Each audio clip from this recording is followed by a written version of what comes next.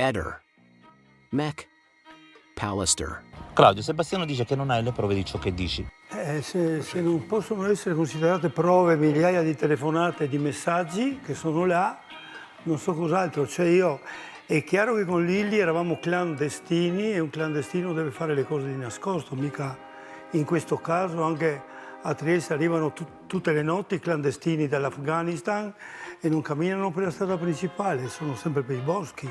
E così noi, è chiaro, dovevamo nasconderci, obiettivamente. Penso che lo facciano tutti, non è un segreto, è chiaro. Abbiamo cominciato ad avere più coraggio delle nostre cose quando, soprattutto l'ultimo anno, se vogliamo, ma anche in quello ancora lei non voleva farsi vedere, motivo per il quale solamente dopo il ritorno delle ferie, cioè settembre e ottobre, è venuta per la prima volta a casa mia. Parliamo di 21, quando era determinata, esattamente, era determinata a lasciare Sebastiano. In realtà lo aveva lasciato già da tanto tempo, probabilmente anni, psicologicamente, mentalmente. E basta, insomma. Noi dovevamo andare via venerdì, giovedì o venerdì, e tornarcene domenica, perché la sera del 19 dovevamo festeggiare un nostro 40° anniversario. Lei deve averglielo già detto, ma secondo me lui lo sapeva da tempo. Liliana sarebbe venuta a vivere da te? Certo, esattamente, le valigie sarebbe andato a prenderle il fratello a casa. È un particolare, io l'ho dichiarato già, è già dichiarato, il particolare è dichiarato in questura dal 15 dicembre in poi. Lei temeva qualcosa che infatti le è successo, punto. In poche parole era terrorizzata da Sebastiano. Evidentemente sì, non me lo diceva, ma il suo dire dopo che parlemmo nell'ultimissima telefonata nascondeva chissà cosa. Io ci sono arrivato dopo, è chiaro, cioè non abbiamo mai parlato di queste cose, anche se spesso, a me come a suo fratello, lei mi ha detto certe cose tu è meglio che non le sappia, motivo per il quale... E tua moglie non sapeva niente di questi 40 anni? È evidente che mia moglie non sapeva niente, banalmente logico. E Sebastiano sapeva? Obiettivamente sì. Sebastiano negli ultimi tempi, secondo me, o perché intercettava probabilmente il telefono di Liliana, o perché lei aveva già accennato un qualcosa, non è un caso che questo fattaccio sia successo il martedì quando lei veniva a casa mia. Il mio dubbio, e spero che emerga, è che il tutto sia stato perfino, e lo dico senza remore, premeditato.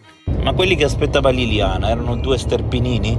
Io penso di poter dire che probabilmente nessuno dei due poteva essere mio, soprattutto perché nei 2 periodi, almeno se sono quelli, cioè noi ci siamo frequentati per 40 anni, ma poi per periodi talvolta corti, talvolta lunghi, non ci siamo solo sentiti, se vogliamo. Una donna che fa aborti è un segreto suo oppure? Dovevate cambiare casa? Dobbiamo cambiare casa noi, doveva cambiare casa lei, perché lei per lui voleva trovare un appartamento che costasse molto meno e me lo ha detto chiaro. Il motivo era che quella casa le costava a lei, perché lei pagava tutto, tra affitto e costi condominiali più di 1.000 euro. Mi ha detto, dalla donna all'antica che era, e questo è un altro favore, cioè un altro punto a suo favore, purtroppo che l'ha portata a fare la fine che ha fatto, lei diceva, io sono con Sebastiano da X anni, posso lasciarlo in braga di tela.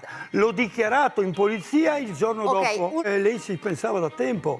Non è escluso, e purtroppo adesso non c'è qua né lei, lui se lo sa non lo dirà mai, non è escluso che lei gli avesse accennato di un qualcosa, non me l'ha detto, se non l'avrei dichiarato, già da tempo. Però alla fine se n'è andata. Non se n'è andata lei, l'hanno fatta andare. Vogliamo capire o no che questo... E infatti è riaperto il caso per omicidio o lei si è suicidata. È una bufala tremenda quella del suicidio. Lei non poteva suicidarsi nelle condizioni in cui era. L'ho detto subito. Le sue ultimissime parole sono state, e a me suonano purtroppo nelle orecchie, dopo che parlemmo. L'ultimissima telefonata. Lei doveva raccontarmi qualcosa di importantissimo. È inutile farlo per telefono, se ci vediamo fra 10 minuti stiamo qua a parlare di cosa.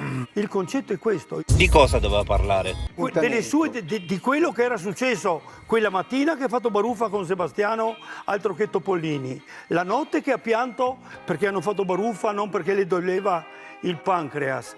La sera prima che sono venuti via dalla cena in baruffa e chissà quante altre. Cioè era stufa, appunto. È lampante questo. Quante ore passava a casa tua il martedì? 6 ore. Volevo dire semplicemente che sono conosciuto a Trieste in Italia per il mio passato. Ho alcune onorificenze, risultati, giornali pieni di cose, eccetera. A 83 anni un disgraziato di vecchio si inventa questa storia per... Ma la logica dov'è? Sono impazzito? Non mi sembra. Possono farmi tutte le analisi che vogliono. Cioè, io mi invento questa storia per punto di domanda. C'è qualcuno che mi risponde perché? A 83 anni, da nonno di una 32enne con 2 figlie di 60? Ma, cioè, la logica dove sta? Io, deficiente di 83enne, mi invento una storia di questo tipo per...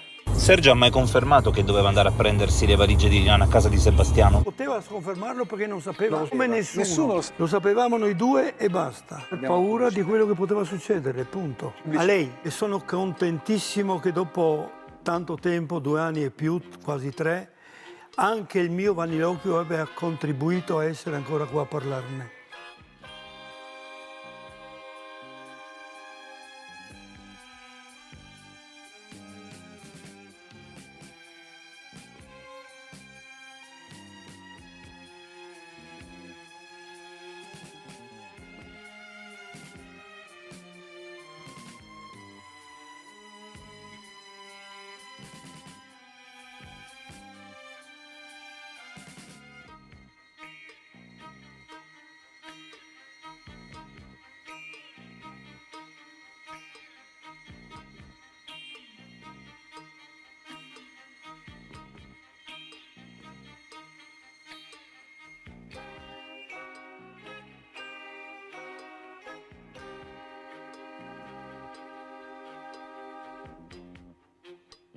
Ehi, non dimenticare di iscriverti a questo canale.